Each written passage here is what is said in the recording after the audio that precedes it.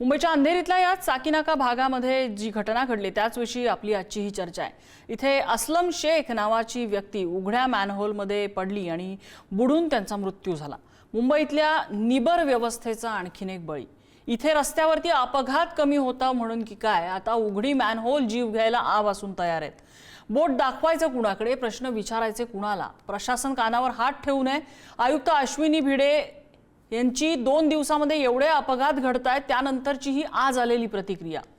एवढं निबर प्रशासन झालंय मुंबईचं, महापौरांवर उठसूट आरोप करणं शक्य आहे, पण प्रत्यक्षात कारवाईची ताकद महापौरांच्या हातात कितीशी आहे? कारवाई प्रशासन करत असतं। प्रशासनाच्या प्रमुख आहेत आयुक्त, प्रशासनाचे प्रमुख असतं नगर विकास खातं। या आयुक्त नगर विकास खातं हे श्रीवास्तव कुटुंबाच्या समोर, शेख कुटुंबाच्या समोर जाणार आहेत का, उभं राहणार आहेत का? त्यांना ते काय उत्तर देणार आहेत? नाले सफाई झालेल्या मुंबईमधनं पाण्याचा निचरा होत नाहीये हे वास्तव आहे, त्याचं काय उत्तर आहे या आयुक्तांकडे, प्रशासनाकडे? आयुक्त नव्या आहेत म्हणून त्यांना बाय मिळावा का? मुंबईकरांचं जीवन एवढं स्वस्त आहे का की मुंबईकरांचं आयुष्य ही आता फक्त मुंबईकरांची जबाबदारी आहे? मग इथलं प्रशासन कशासाठी आहे? काय चाललंय हे मुंबईमध्ये? किडे मुंग्यांसारखी माणसं इथे प्रत्येक दिवशी मरतायत, कुणाला त्याचं सोयरसूतक सुद्धा नसावं? याच विषयी आपल्याला आज चर्चा करायची आहे।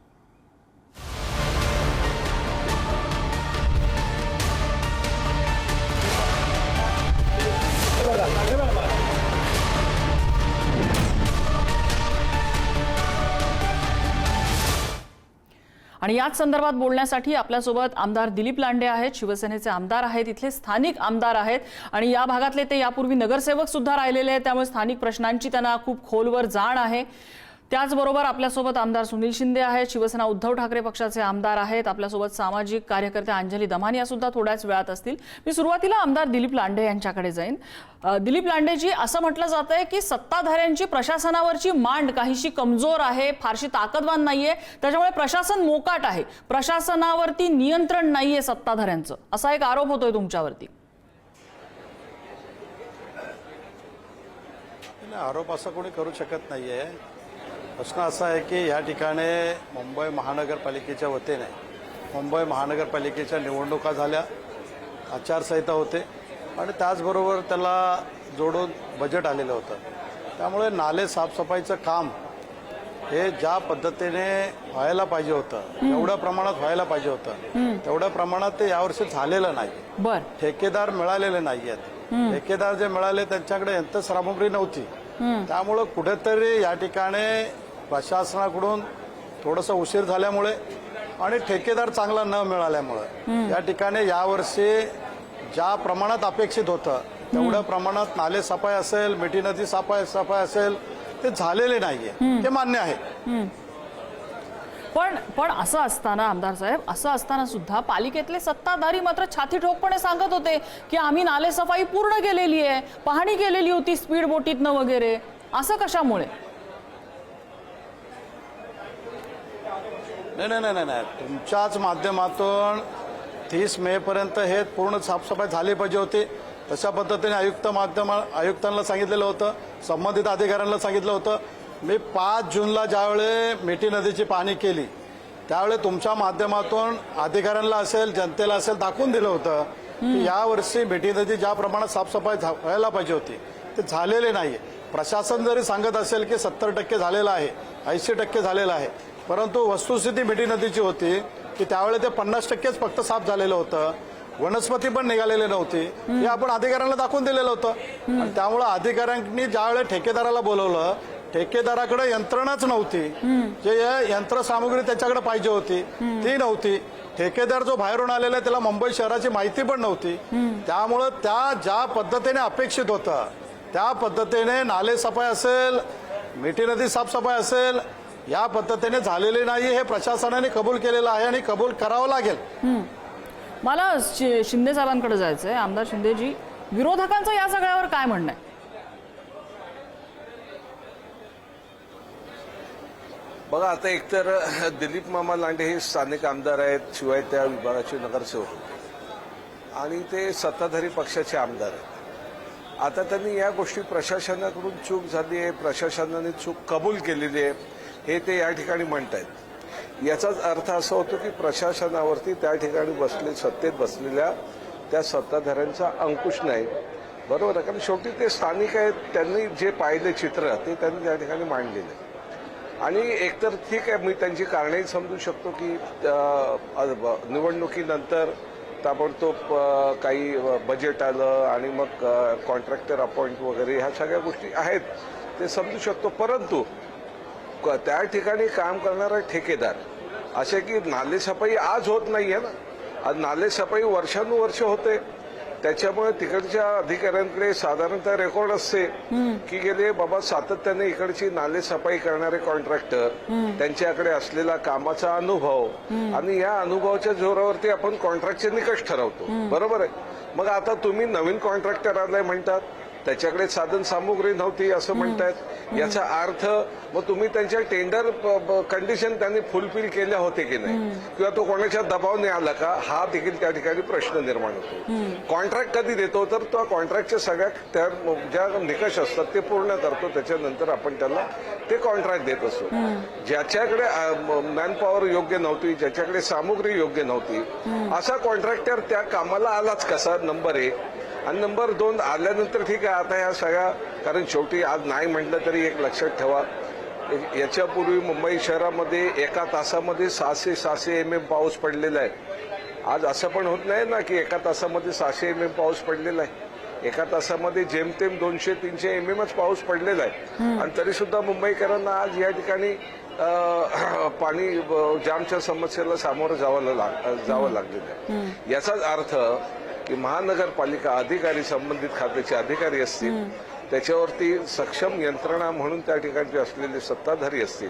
आता असं आहे की पाहणी केली म्हणजे काय, आता नालेसफाईची कामं आम्हाला माहिती आहे की साधारणतः 1-1.5 महिना आधी त्या ठिकाणी कामं सुरू होतात. त्या ठिकाणी साधारणतः किती गाळा काढला त्याचं मेजरमेंट असते. आता तर त्याचं व्हिडिओ शूटिंग पण करत असतात. त्यामुळे तुमच्याकडे सगळं आहे ना, त्याने गाळा किती काढला, त्याचं मेजरमेंट काय, ह्या सगळ्या गोष्टी आहेत. आता अर्थात त्याच्यात तर काय की म्हणजे आता आपल्याला समस्येला सामोरं तर जावं लागतंय. त्याच्यामुळे आता ते कॉन्ट्रॅक्टरने किती गाळा काढला, काय काढलं या शब्दाच्या याच्यात गुरफटून योग्य समस्येपासून आपल्याला दूर पळायचं नाही. समस्या ही त्या ठिकाणी त्यांनी दूर करायला पाहिजे होती. ती समस्या ते दूर करू शकले नाही म्हणून तो दोषी आहे. मग आता ठीक आहे, आपण त्याच्यावरती कारवाई करणार, त्याला दंडात्मक कारवाई करू, सगळं करू, परंतु मूळ समस्या आमची संपलेली नाही. अजूनही आता पावसाला सुरुवात झालेली आहे, लक्षात ठेवा. अजूनही पावसाचे खूप जवळजवळ 2 महिने ते 2.5 महिने आपल्याला थोडेसे पाऊस अपेक्षित आहे. आणि शेवटी निसर्गाचा लहरीपणा आहे, कधी तो एका तासाला 500 पेक्षा जास्त mm पडेल किंवा एका तासाला 100 mm पडेल. परंतु मुंबईचं पाणी निचरा होण्याची समस्या सुटते का, आताही आपल्याकडे वेळ गेलेली नाहीये. जर आपल्याकडे एवढी मोठी महानगरपालिका आहे, त्या पात्रतेचा तो कॉन्ट्रॅक्टर नसेल तर तुम्ही कारवाई करून बाजूला ठेवा, परंतु दुसऱ्या कोणाला तरी तातडीने याच्यातल्या एखाद्याला अपॉइंट करून ही समस्या याच्यातनं मार्ग काढण्याचा आपल्याला एक तर प्रयत्न केला पाहिजे. आणि ह्या सगळ्या प्रयत्नामध्ये एक मात्र आहे की त्या ठिकाणी असलेले सत्ताधारी यांचा प्रशासनावर अंकुश नाही आणि प्रशासनामध्ये कुठेही ताळमेळ नाही. मगाशी आपण म्हटलं या ठिकाणी की आज मुंबईमध्ये जवळजवळ 3 दिवस या वेगवेगळ्या समस्या होत आहेत आणि 3 दिवसानंतर माननीय आयुक्त या ठिकाणी आले आणि त्यांनी निवेदन केलं. म्हणजे हे मुंबईसाठी किती संवेदना यांच्याकडे आहेत हे आता मला माहित नाही, परंतु आयुक्तांनी तरी 3 म्हणजे याच्या तातडीने याच्यावरती आपण विचारूयात ना, या तातडीने ह्या सगळ्या मुंबईकरांना दिलासा द्यायला पाहिजे. आपण विचारूया. ठीक आहे, आयुक्त 3 दिवसाला का होईना पण निवेदन केलेलं आहे त्यांनी. परंतु मुंबईकर वाट बघतायत की चला झालंय, आम्ही एक संधी देऊ, परंतु पुढच्या निदान याच्या पुढच्या पावसात तरी आम्हाला त्रास होणार नाही. एक झाड पडून एक छोटं बाळ गेलंय, एक मॅनहोल मध्ये पडून एका नागरिकाचा मृत्यू झालेला, सर्वसामान्य माणसाचा मृत्यू झाला. आज करता माणूस येतो त्या कुटुंबात, मॅनहोल मध्ये पडलेला आणि सर्वसामान्य माणसाला. हो हो. आणि हे सगळ्या गोष्टीमध्ये मुंबईकर सातत्याने भयभीत आहे, लक्षात ठेवा. अगदी अगदी. अंजली दमानी आले आहेत. मला अंजलीताईंना एक साधा प्रश्न विचारायचा आहे. अंजलीताई, आता वेळ आली आहे का ज्यावेळेला मुख्यमंत्री, उपमुख्यमंत्री या सगळ्यांना आपले ड्रीम प्रोजेक्ट बदलायची वेळ आली आहे? म्हणजे बघा ना, ड्रीम प्रोजेक्ट काय असतात? समृद्धी महामार्ग, कोस्टल रोड, आणखीन ह्यांचा पुतळा, त्यांचा पुतळा. आता मला वाटतं मुख्यमंत्र्यांनी ड्रीम प्रोजेक्ट घेतला पाहिजे. एकही मॅनहोल उघडं नसेल, मुंबईमध्ये, महाराष्ट्रामध्ये धोकादायक झाडं नसतील, धोकादायक इमारती नसतील, असे ड्रीम प्रोजेक्ट घ्यायची वेळ आली आहे. इतक्या बेसिक लेवलचे प्रॉब्लेम आपल्या राजधानीत आहेत. कसं आहे नम्रता, आतापर्यंत आपण फक्त तोंडाच्या, आपण ज्याला म्हणतो ना मराठीत, तोंडाच्या वाफा बघतो. स्मार्ट सिटी काय, अमुक काय, तमुक काय, जो येतो जे फेकतो, ज्यांना जे मनाला येईल ते ऍब्सल्युटली फेकतात. पण परत परत दरवर्षी आपण बघतोय प्राण जातायत लोकांचे, खड्ड्यावरी खड्डे असतात. आताच्या घटकेला मी सगळे जरा फॅक्ट्स काढले. टोटल जवळजवळ मुंबईत 73,000 मॅनहोल्स आहेत आणि त्या 73,000 मॅनहोल्स पैकी आत्ताच्या घटकेला त्यांच्यावर सेफ्टी ग्रिल लावायला पाहिजे, ठीक आहे, पण आत्ताच्या घटकेला 3,000, 1-2 नाही, 3,000 अशी मॅनहोल्स आहेत. असं आत्ताच्याच घटकेला जे हायकोर्टामध्ये सबमिशन झालं, ज्याच्यावर खरं तर 30 जूनला, आत्ता परवाच्या 2च दिवसापूर्वी हायकोर्टाने ताशेरे ओढले होते हे BMCवर आणि त्यांना डायरेक्शन्स देण्यात आले होते की हे तात्काळ कव्हर करण्यात यावे. खरं तर हे सांगण्याची गरज लागते. मुळात आश्चर्य वाटतं की यांना यांची कामं का कळत नाहीत. आत्ताच्या घटकेला 3,000च्या आसपास मॅनहोल्स अजूनही सेफ्टी ग्रिल शिवाय.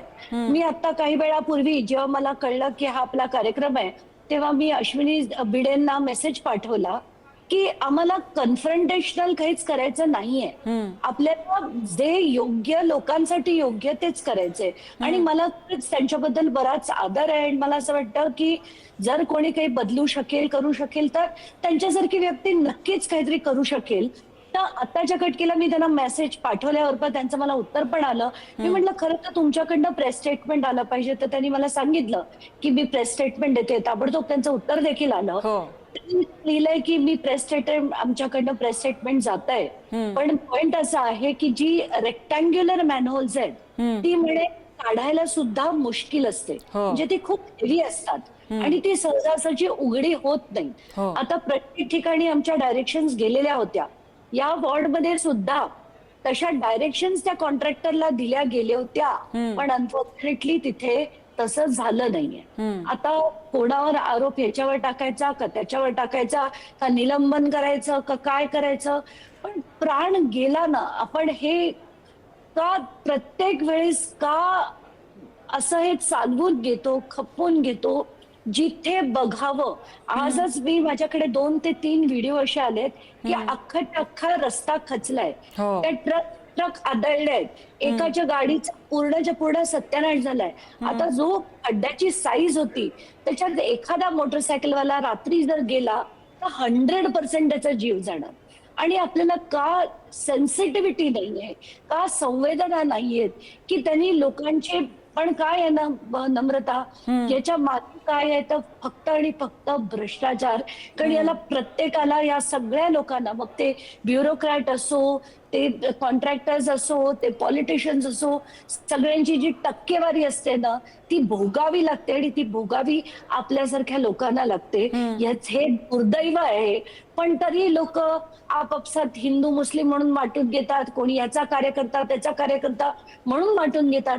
देश म्हणून आपण कधी बघत नाही. आज जे होतंय ते काही नवीन नाहीये. दरवर्षी आपण हेच ऐकतोय. झाडं पडली, मॅनहोल्स उघडी होती, त्याच्यात कोणी गेलं तर कुठेतरी हे कसं थांबणार. कारण होताय चलताय ही जी ऍटिट्यूड आहे ना, कामाला फिनिश नाही, कुठल्याही कामात नाही. जे मॅनहोल बंद असली पाहिजे, चेक झाली पाहिजे, ती कधी होताना दिसत नाहीये. आणि अंजलीताई, त्याच्या पुढचं एक आहे ना की सर्वसामान्य मुंबईकर, आज लाखो मुंबईकर असे असतील जे कदाचित अशा प्रकारच्या अपघातामधनं वाचलेले असतील. मी त्यातली एक आहे. त्यांच्या काळजाचा अशा ठोका चुकतो अशा घटना बघितल्यानंतर. मला आमदार दिलीप लांडे यांच्याकडे यायचंय. अशा मुंबईकरांना भीती वाटते अशा घटना ऐकल्यानंतर की अरे बापरे, आम्ही अगदी थोडक्यात बचावलोय. मी 2014 साली वाचलेले आहे. माझं नशीब बलवत्तर होतं म्हणून माझ्या पाठीवर मोठी बॅग होती आणि मी आणि ती बॅग आम्ही त्या मॅनहोलमध्ये मावलो नाही म्हणून मी त्या मॅनहोलमधनं वाहून नाही गेले. मी छातीवरपर्यंत अडकले आणि मी त्याच्यातनं बाहेर येऊ शकले सुखरूप. आमच्या ऑफिसमध्ये आज 3 जण आहेत जी अशा प्रकारच्या अपघातातनं वाचलेली आहेत. अख्ख्या मुंबईमध्ये किती जण असतील? आपण किती वेळ वाट बघायची असते अशा गोष्टींसाठी? आणि बरं, हे आजचे अपघात नाहीयेत, हे नेहमीचे प्रश्न आहेत. ह्याच्यावर कायमस्वरूपी उपाय कसे केले जाऊ शकतात?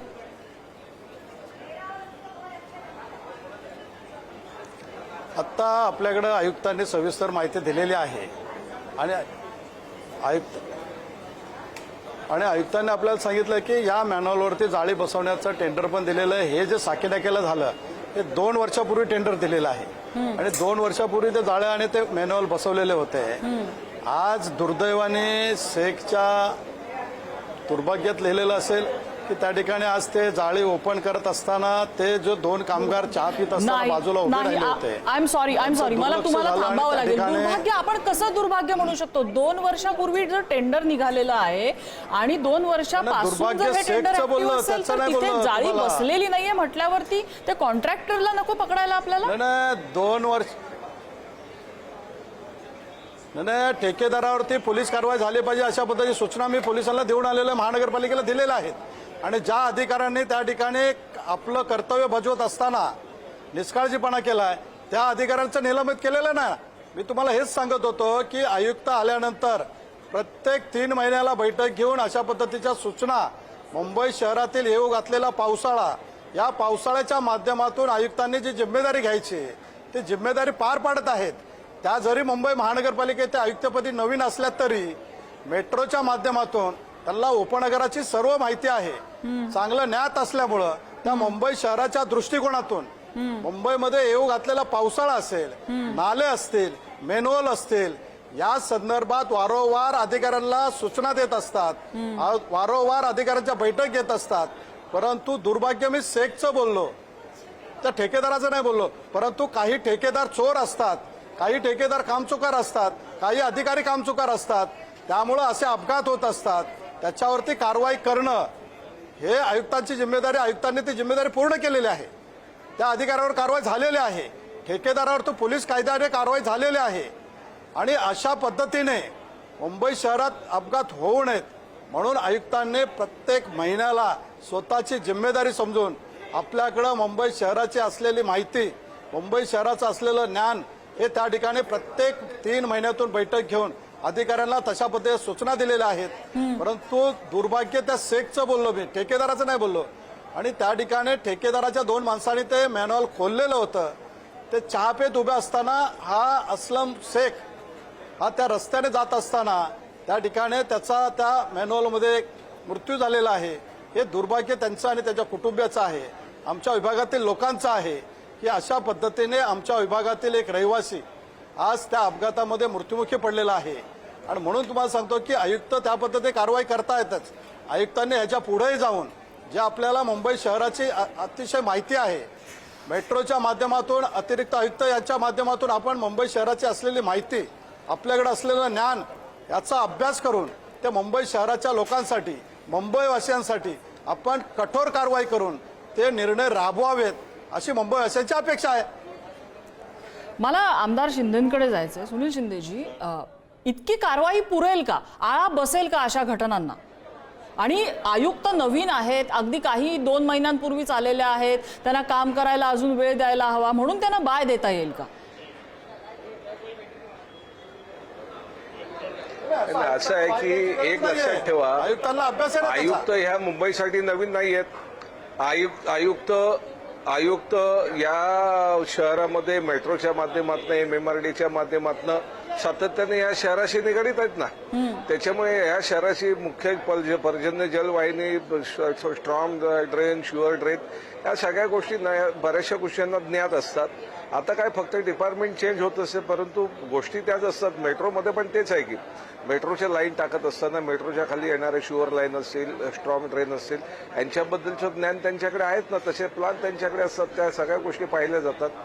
एक आहे की मगाशी अंजली ताई बोलले येथे आणि की असे की हायकोर्टाची भीती राहिलेली नाही. लक्षात ठेवा, हायकोर्टाने ज्यावेळेला 3 वर्षापूर्वी डॉक्टर दीपक हे ज्यावेळेला एल्पिशनला असेच मॅनहोलमध्ये वाहून गेले त्याच्यानंतर हायकोर्टाने या बाबतीत प्रचंड नाराजी व्यक्त करून वेगवेगळ्या गाईडलाईन्स दिलेल्या होत्या. आता रस्त्याच्या बद्दलही हायकोर्टाने तसेच ताशेरे ओढलेले आहेत. आता कोर्टाने ताशेरे ओढव, लोकप्रतिनिधी किती त्यांच्या विरोधात बोलो, प्रशासनाला या सगळ्याची सवय झाली आहे. त्यांची कातडी घेंड्याची झालेली आहे. त्यांना त्याच्यामध्ये विशेष काही फरक मिळत. आता तुम्हाला एक उदाहरण देतो, मी आता नाव सांगत नाही. सकाळी वरळीच्या एका मुख्य रस्त्याच्या लगत एक बैठी इमारत आहे. त्या इमारतीमध्ये पाणी भरलं होतं, घराघरामध्ये पाणी गेलं होतं. मी त्या संबंधित खात्याच्या अधिकाऱ्याला सांगितलं जा तिथे, ते जरा चेक करा. तिथे गेल्यानंतर मी त्यांना फोन केला, काय झालं? तर मला सांगतात की ही प्रायव्हेट प्रॉपर्टी आहे बघा. म्हणजे मग मात्र मला थोडंसं राहवलं नाही. मी म्हटलं अधिकारी तुम्ही वयाने लहान आहात, प्रायव्हेट प्रॉपर्टी असेल तरी निसर्गाचा जो पाऊस पडतोय त्याला सांगणार का प्रायव्हेट प्रॉपर्टीमध्ये पडू नको, बीएमसी प्रॉपर्टीमध्ये पड किंवा पीडब्ल्यूडीच्या प्रॉपर्टीमध्ये पड. म्हणजे असं काहीतरी अज्ञानी उत्तरं या ठिकाणी देत असतात. त्याच्यामुळे परिपूर्ण ज्ञान नसलेले अधिकारी, त्या ठिकाणी परिपूर्ण ज्ञान नसलेला त्यांना सपोर्टेड दुसरा वर्ग आणि फक्त कागदावरती अवलंबून राहून त्या ठिकाणी निर्णय घेणारे अधिकारी, याच्यामध्ये कुठेही ताळमेळ होत नाही. जसं आता आमदार साहेब म्हणाले की ते मॅनहोल उघडून ते कामगार बाजूला चहा प्यायला गेले, तोपर्यंत तिथे प्रिकॉशन घ्यायला पाहिजे ह्याचं त्याला ज्ञान असायला पाहिजे होतं. आणि मग अशा तऱ्हेची कॉन्ट्रॅक्ट देताना ह्या सगळ्या बारीक बारीक गोष्टीचा त्या ठिकाणी विचार व्हायला पाहिजे होता. दुर्दैवाने तो अस्लम शेख त्याच्यातनं गेला. याच्यापूर्वी अनेक अशा घटना घडलेल्या आहेत. परवा महापौरांसमोरच एक व्यक्ती त्या मॅन्युअलमध्ये गेलेली आहे. प्रशासनाकडून या ठिकाणी बघा, पाऊस हा काय अचानक आलेला नाहीये. साधारणतः आपल्याकडे संपूर्ण वेळापत्रक असते प्रशासनाकडे. सध्या पावसाळा कधी सुरू होतोय, उन्हाळा कधी संपतोय, मग पावसाळ्यापूर्वी किती महिने आधी आपल्याला मोठे नाले साफ केले पाहिजे, किती आधी आपल्याला छोटे नाले साफ केले पाहिजे, किती आधी आपल्याला पावसाळी याच्या जाळ्या साफ केल्या पाहिजे, किती आधी आपल्याला पर्जन्याच्या जाळ्या साफ केल्या, सगळं त्यांच्याकडे रेकॉर्ड असतं. परंतु मेहनत घ्यायची नाही. आणि अलीकडे हे सगळं रेकॉर्ड तुम्हाला तिथे डिजिटल आहे ना, जास्त काय करायची पण गरज नाहीये. त्या ठिकाणी तुमच्याकडे पासवर्ड दिलेले आहेत, तुमच्याकडे रेकॉर्ड मेंटेन केलेलं आहे बीएमसीने. जागतिक दर्जाची महापालिका आपण म्हणतो. आणि मग असं काहीतरी गाव खाते टाईप आपण त्या ठिकाणी काम होणार असेल तर अशा दुष्परिणामाला आम्हाला सामोरं जावं लागते, जिथे मुंबईकरांचा जीव धोक्यात येतो, शहरवासियांचा जीव धोक्यात येतो. त्याच्यामुळे आता आज हायकोर्टाचे सारखी कायद्याचं रक्षण करणारी, न्याय देणारी यंत्रणा ज्यावेळेला आपल्यावर ताशेरे ओढते तरी सुद्धा प्रशासन गंभीर होत नाही. हे मुंबईकरांचं दुर्दैव आहे. आज जे झाला हा दुर्दैवी प्रकार आहे. म्हणजे तुम्हाला आता मी थोडक्यात एक गोष्ट सांगतो तुम्हाला. बघा, निवड एक आम्ही पण लोकप्रतिनिधी आहोत, लक्षात ठेवा. फक्त प्रशासनाची जबाबदारी नाही, जबाबदारी आमची पण आहे. आज सुदैवाने लोकप्रतिनिधी जागरूक आहे म्हणून बऱ्याचशा गोष्टी या ठिकाणी जुळून येतात, लक्षात ठेवा. कारण त्या बीएमसीच्या त्या जागेवर बसणारा अधिकारी हा कधी नवीन आलेला असतो, एखादा जुना असतो. त्यावेळेला तो लोकप्रतिनिधी त्याला सांगतो की बाबा छोट्या रस्त्यातल्या ह्या जाळ्या साफ झालेल्या नाही, हा अंतर्गत नाला आहे, हा छोटा साफ झालेला नाही, रेल्वेची कलवट अजून साफ झालेली नाही. हा लोकप्रतिनिधी फिरत असतो, त्याच्यामुळे त्याला ते ज्ञान असते. ते मग लोकप्रतिनिधी आणि प्रशासन ज्यावेळेला यांच्यामध्ये चांगला मेळ जमून येतो त्यावेळेला काही गोष्टी सुलभ होत असतात. अलीकडे काही बाबतीत लोकप्रतिनिधींकडे प्रशासनाचा बघण्याचा काही बाबतीत दृष्टिकोन वेगळा असतो. सगळ्यांना वाटते की लोकप्रतिनिधी म्हणजे करप्ट, परंतु त्या लोकप्रतिनिधीकडे असलेला ज्ञानाचा उपयोग करून घेणारे सुद्धा अनेक अधिकारी महानगरपालिकेत बसले आहेत. त्यामुळे आज या ठिकाणी बऱ्याचशा मोठ्या प्रमाणावर ज्या काही घटना घडणार असतात त्या अशा याच्यातनं त्या निभावून जातात. परंतु अशा ठिकाणी जिथे निष्काळजीपणा झालेला आहे, हा निष्काळजीपणाच आहे. याला मुख्य अधिकारी कोण असतील तेच जबाबदार आहेत. कारण तुम्ही टेंडर देताना त्यांच्या सगळ्या कंडिशन चेक केलेल्या असतात. मग कंडिशन चेक केलेल्या असताना त्या जागेवरती तुम्हाला का दिसत नाही, हा महत्वाचा प्रश्न आहे. हा खूप महत्वाचा मुद्दा मांडलेला आहे. प्रशासन कशा पद्धतीने निबर झालेलं आहे, गेंड्याच्या कातडीचं झालेलं आहे, हा खूप कन्सर्नचा मुद्दा आहे. मला अंजलीताईंकडे अगदी थोडक्यात कॉमेंट घ्यायला यायचंय. आपली वेळ संपत आलेली आहे. अंजलीताई, एक आता सत्ताधारी आणि विरोधक हा मुद्दा इथे नाहीये. इथे मुद्दा आहे निबर झालेल्या प्रशासनाचा, जे कुणालाच जुमानत नाहीये. एक्झॅक्टली. आणि म्हणूनच मी आता जे खाली बघून वाचत होते की ही पिटिशन एक्झॅक्टली कोणी फाईल केली होती हायकोर्टात, तर चीफ जस्टिस मुंबई हायकोर्टाचे GS पटेल नावाचे जे होते त्यांनी सुओ मोटो पिटिशन दाखल करून घेतली होती की मुंबईच्या रस्त्यांमध्ये इतके अफाट, एक तर रस्ते वाईट आहेत आणि त्याच्यात इतकी ही जी मॅनहोल्स ओपन असतात. मला वाटतं हे जेव्हा अमरापूरकरांचं जेव्हा झालं त्याच्यानंतरच त्यांनी स्वतःहून ते ऍडमिट करून सुओ मोटो पिटिशन केलं होतं. आणि जसं मी मगाशी म्हटलं की 30 तारखेला एकही माणूस मॅनहोल मध्ये पडून मरू नये म्हणून ते कोर्टाच्या ऑर्डरमध्ये स्पेसिफिकली असं म्हटलेलं आहे. नम्रता, मी ती ऑर्डर सुद्धा तुम्हाला थोड्या वेळात फॉरवर्ड करेल, ती सुद्धा दाखवा. असं असताना आणि आता त्याचं हिअरिंग, त्याच्या आधी BMC ला सबमिशन 6 जुलैच्या आत करायला सांगितलंय हो. आणि 6 जुलैला हे पुन्हा हिअर होणार आहे. हो. आता धक्कादायक असं आहे की त्यांच्याकडे जमशेद मिस्त्री नावाचे एमआयटस क्युरे त्यांनी अपॉइंट केले होते. माहिती अशी दिली आहे की 5100 crores हे दरवर्षी रस्त्यांवर जातात. हो. 17,000 कोटी हे रस्त्यांना कॉन्क्रिटाईज करण्यासाठी गेले. मग एवढं असून सुद्धा अशी मॅनहोल्स अशी उघडी राहिली तर जसं हायकोर्टाने स्वतःहून त्यांना पीआयएल करायला लागलं हेच म्हणजे किती शॉकिंग आहे. तर त्यांच्या फाइंडिंग मध्ये असं आहे हे आणि त्यांच्या आत्ताच्या ऑर्डरमध्ये की एकही माणूस याच्यात पडून मेला नाही पाहिजे आणि ती सरकारची जबाबदारी आहे. पण तसं होताना दिसत नाहीये दुर्दैवाने. ऑर्डर आली 30 जूनला ही ऑर्डर आली आहे आणि आज 2 जुलैला हे पुन्हा येत होताना आपण बघतोय. अगदी. मला अगदी शेवटची थोडक्यात कमेंट घ्यायची सत्ताधारी आमदार दिलीप लांडे यांच्याकडनं. या क्षणाला मुंबईकरांना असं वाटतंय की मुंबईमध्ये एवढ्या अथॉरिटीज आहेत, मला वाटतं 14 ते 16 अथॉरिटीज मुंबईमध्ये आहेत, 1.5 कोटी लोक इथे राहत आहेत, आपलं विधान भवन इथे आहे, आंतरराष्ट्रीय शहर हे मॅक्झिमम सिटी याला म्हणतात. पण इथला सर्वसामान्य नागरिकाला आज असं वाटतंय की आमचं आयुष्य आणि आमची जबाबदारी आमच्याकडे बघायला कुणीही नाहीये. सत्ताधारी म्हणून आज मुंबईकरांना काही शब्दात आश्वस्त करू शकाल का? मुंबईकरांना एवढं सांगू इच्छितो की या ठिकाणी महाराष्ट्राचे मुख्यमंत्री, महाराष्ट्राचे उपमुख्यमंत्री यांच्या नेतृत्वाखाली हे सरकार असताना या मुंबई शहराच्या प्रशासनावरती कठोर कारवाई करून ज्या पद्धतीने यापूर्वी ठेकेदारांना जेलमध्ये टाकलं होतं, अधिकाऱ्यांना जेलमध्ये टाकलं होतं, अशाच पद्धतीने ज्या अधिकाऱ्यांनी निष्काळजीपणा केलेला आहे, ज्या ठेकेदारांनी कामचोरपणा केलेला आहे, ज्याची जिम्मेदारी पूर्ण झालेली नाही, नुसतं त्यांना सस्पेंड करून नाहीये तर यापुढे जाऊन पोलीस कायद्याच्या नुसार त्यांना जेलमध्ये टाकण्याचं काम या शासनाच्या माध्यमातून मुंबई महानगरपालिका असेल, इतर महानगरपालिका असतील यांच्यावरती अशा पद्धतीने कठोर कारवाई करून या अधिकाऱ्यांना त्यांची जिम्मेदारी दाखवण्यासाठी आणि ज्या लोकांचा विश्वास आहे त्या विश्वासाला कुठं तडा जाणार नाही अशा पद्धतीने शासनावरती कायम विश्वास राहण्यासाठी कठोर कारवाई केली जाईल अशा पद्धतीचं पत्र आम्ही मुंबईमधले 6 आमदार नगर विकास मंत्री आदरणीय एकनाथ शिंदे साहेबांना देतो आहोत. त्याच पद्धतीने मुख्यमंत्र्यांना देत आहोत आणि पुऱ्या महाराष्ट्रामध्ये नगरपालिका असेल, महानगरपालिका असेल, मुंबई शहराची महानगरपालिका आहे, या महानगरपालिकेवरती ज्या लोकांचा विश्वास आहे, विश्वासाने तुम्हाला सत्ता दिलेली आहे आणि म्हणून त्यांचा विश्वास कुठे कमी होता कामा नये, त्यांच्या विश्वासाला तडा जाणार नाही अशा पद्धतीने मुंबई महानगरपालिकेच्या आयुक्तापासून ते कर्मचाऱ्यापर्यंत कठोर कारवाई झाली पाहिजे. त्यांची जिम्मेदारी त्यांच्याकडून पूर्ण करून घेतली पाहिजे. अशा पद्धतीने महाराष्ट्र शासनाकडून कारवाई केली जाईल, अशा पद्धतीची मागणी केली जाईल सभागृहात.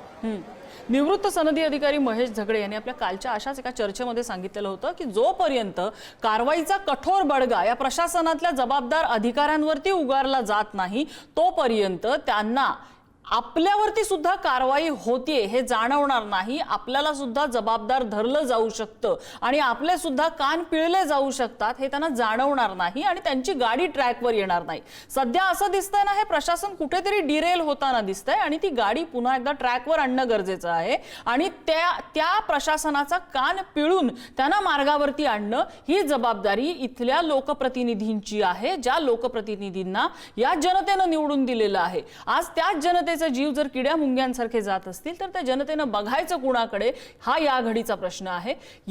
हे सरकार या जनतेचा हा टाहो कान उघडे ठेवून ऐकेल अशी या क्षणाला आम्ही अपेक्षा करू शकतो. या पलीकडे सामान्य नागरिक म्हणून आमच्या हातात सध्या तरी काही दिसत नाहीये.